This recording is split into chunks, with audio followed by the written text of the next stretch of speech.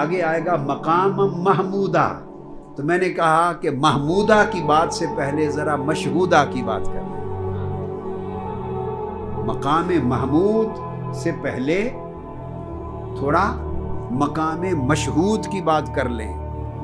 مقام محمود تو خاص ہے صرف حضور نبی اکرم صلی اللہ علیہ وآلہ وسلم ہی کے لیے، جو آگے آیت کریمہ میں آ رہا ہے، وہ تو کسی اور نبی کے لیے بھی نہیں مقام محمود، وہ اللہ رب العزت نے صرف حضور علیہ السلام کو عطا کیا۔ مگر مقام مشہود اللہ کے جمیع اولیاء اور عباد صالحین کے لیے خاص ہے۔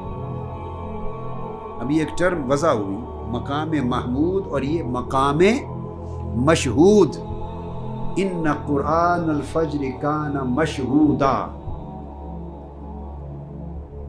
کہ وہ رات اور دن کے فرشتوں کی دونوں ٹولیاں، دونوں جماعتیں اور دونوں گروہ نماز فجر میں جمع ہوتے ہیں،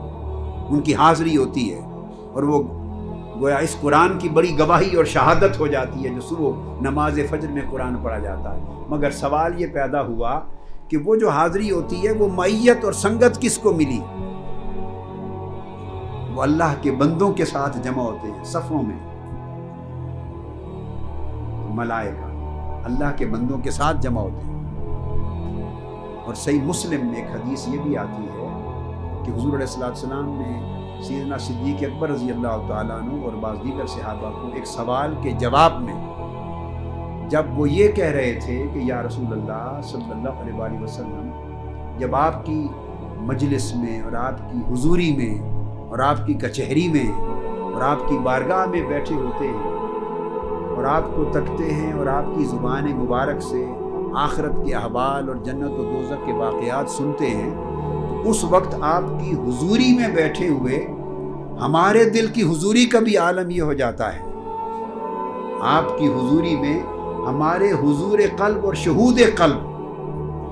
اس کا عالم یہ ہو جاتا ہے، یعنی ہمارے قلب کی جو مشاہداتی کیفیت ہے،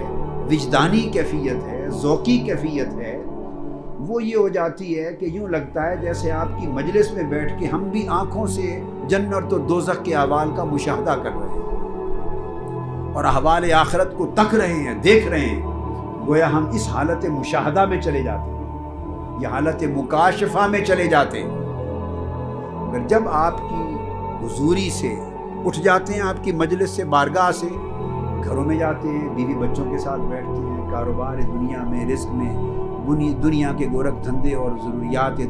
دنیا اور معاملات دنیا میں مصروف ہوتے ہیں، تو وہ کیفیت برقرار نہیں رہتی۔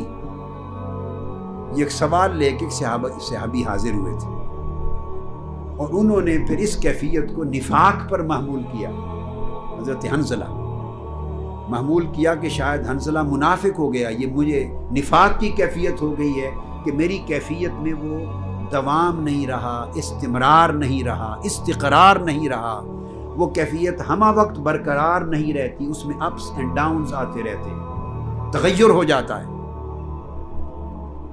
انہوں نے یہ ذکر سیدنا صدیق اکبر رضی اللہ تعالیٰ عنہ سے کیا اور انہوں نے کہا کہ چلو پھر یہ ماجرا آقا کی بارگاہ میں ہی پیش کر دیتے ہیں۔ تو آقا علیہ السلام نے بات سن کے انہیں جواب دیا، نہیں، ایمان کی کیفیت ایسے ہی ہے، کبھی ایسے ہوتا ہے، کبھی ایسے ہوتا ہے، یعنی اس کے احوال میں یہ تغیر اور اپس اینڈ ڈاؤنز اور اعلیٰ اور ادنا درجے اور کیفیات آتی رہتی ہیں۔ اس مقام پر آقا علیہ السلام نے ایک بات ارشاد فرمایا کہ اگر تمہاری کیفیت یہ ہو جائے کہ جو کچھ تم میری مجلس میں بیٹھے ہوئے محسوس کرتے ہو، اگر تمہاری وجدانی، مکاشفاتی اور مشاہداتی کیفیت،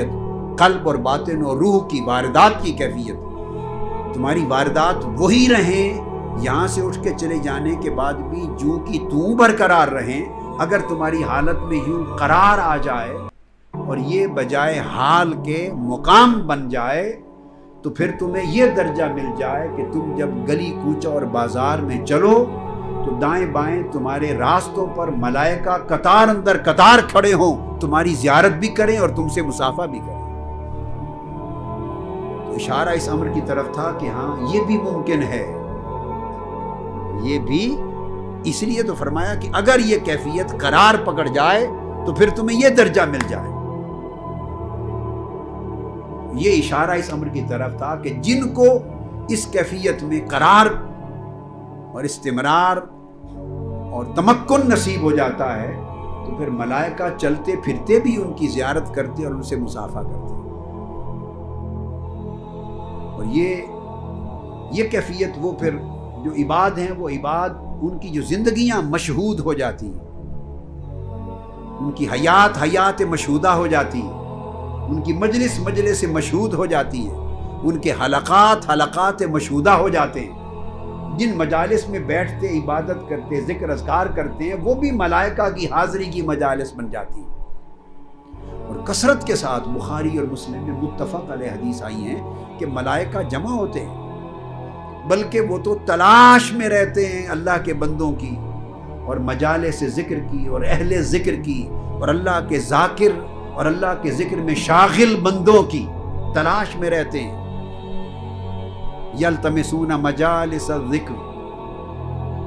طرق میں راستوں میں گھومتے پھرتے رہتے ہیں اور اللہ کے بندوں کی مجلسیں تلاش کرتے رہتے ہیں. تو اہل اللہ کی اور اہل ذکر کی مجلسیں تلاش کرنا ملائکہ کی سنت ہے. ملائکہ رات دن یہ کام کرتے ہیں، اور جب کوئی مجلس مل جاتی ہے تو وہ سارے فرشتوں کو آواز دیتے ہیں، آ جاؤ، وہ مراد مل گئی جس کی تلاش میں ہم نکلے تھے. یہ اللہ والوں کی مجلس مل گئی، اللہ کا ذکر ہو رہا ہے، اللہ کے اطاعت گزار بندے بیٹھے ہیں، ذاکر بندے بیٹھے ہیں، اللہ سے محبت کرنے والے بندے بیٹھے ہیں. پھر وہ سارے ملائکہ جمع ہوتے ہیں، اور حدیث پاک میں ہے کہ پھر وہ اس طرح جمع ہوتے ہیں تہ در تہ کہ ان کے سروں سے مجلس سے لے کر آسمان دنیا تک ساری فضا بھی ملائکہ کے ساتھ معمور ہو جاتی ہے. اتنے ملائکہ اس ایک مجلس ذکر و عبادت پہ جمع ہو جاتے ہیں. یہ سب میں مشہود کی تفسیر کر رہا ہوں کہ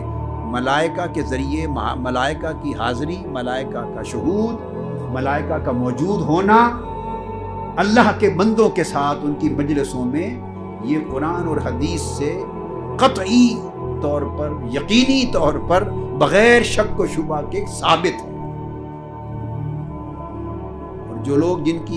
جو اس کا انکار کرتے ہیں ان کی یا مطالعہ نہیں ہے، یا علم نہیں ہے، یا ان کی سمجھ میں کوئی نقص ہے. تو پھر یہ مجالس جو مجالس مشہود ہو جاتی ہیں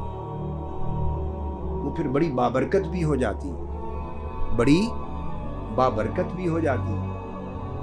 یہ بھی صحیح بخاری میں اور مسلم میں متفق علیہ حدیث ہے کہ جب اہل ذکر کی مجلس سے ملائکہ واپس لوٹتے ہیں اور اللہ تبارک و تعالیٰ ان سے احوال پوچھتے ہیں کہ وہ کیا ذکر کر رہے تھے، تو وہ بتاتے ہیں باری تعالیٰ آپ کا تیرا ذکر کر رہے تھے. تو باری تعالیٰ ملائکہ کی مجلس میں پوچھتا ہے کہ کیا انہوں نے مجھے دیکھا ہے؟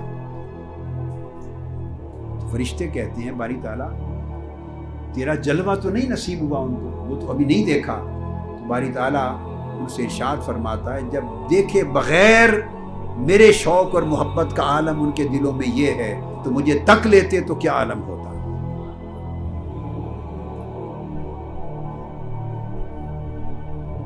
اب یہ سب کچھ ہو تو عرش معلیٰ پہ رہا ہے، اوپر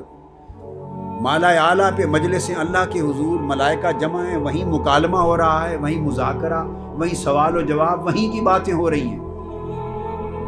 تو قرآن میں تو نہیں آیا یہ. برسبیل تذکرہ یہ نکتہ بھی سمجھانا. بعض لوگ یہ سمجھتے ہیں کہ نبی کا علم صرف قرآن تک محدود ہوتا ہے. تو ان میں سے کوئی بات بھی، یہ جو ساری مجالس کا ذکر میں نے کیا، یہ بخاری میں ہے، مسلم میں ہے، ترمذی، ابو داؤد میں، قرآن مجید میں تو نہیں ہے. یہ کس نے بتایا ہے کہ یہ سارا مکالمہ ہوتا ہے وہاں؟ حضور نبی اکرم صلی اللہ علیہ وآلہ وسلم نے بتایا. تو گویا قرآن وہ علم ہے جو جبرائیل امین لے کے اترتے اور قرآن کی شکل میں امت کو پہنچتا. تو جو قرآن میں نہیں، تو پتہ چلا کہ قرآن کے علاوہ بھی حضور کے سورسز ہیں علم کے. قرآن مجید کے علاوہ بھی آپ کے ذرائع اور وسائل ہیں علم کے.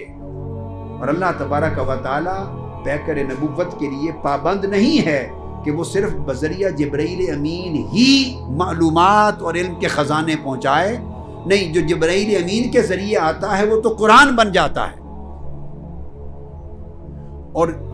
علاوہ قرآن کے جو کچھ حدیث میں ہے جس کا ذکر قرآن میں نہ تھا، وہ تو حضور علیہ الصلوۃ والسلام کو اللہ تعالیٰ نے یا براہ راست علم عطا کیا ہے یا پردے اٹھا رکھے ہیں عرش معلیٰ اور فوق العرش سے لے کر تحت ثری تک، اور آقا علیہ السلام ساری کائنات پست و بالا کا خود مشاہدہ فرماتے رہتے ہیں۔ یہ وہ مشاہدہ ہے، یہ وہ مکاشمہ ہے، مکاشفہ ہے یا اعلام ہے، ہر صورت میں اللہ تبارک و تعالیٰ اپنے نبی کو جبرائیل امین کے علاوہ اور قرآن مجید کے علاوہ بھی علم ہمیشہ دیتے رہتے ہیں۔ تو حضور کے ذرائع علم وسیع ہیں، وہ صرف قرآن کی صورت میں جو علم اترتا ہے وہاں تک محدود نہیں ہے۔ تو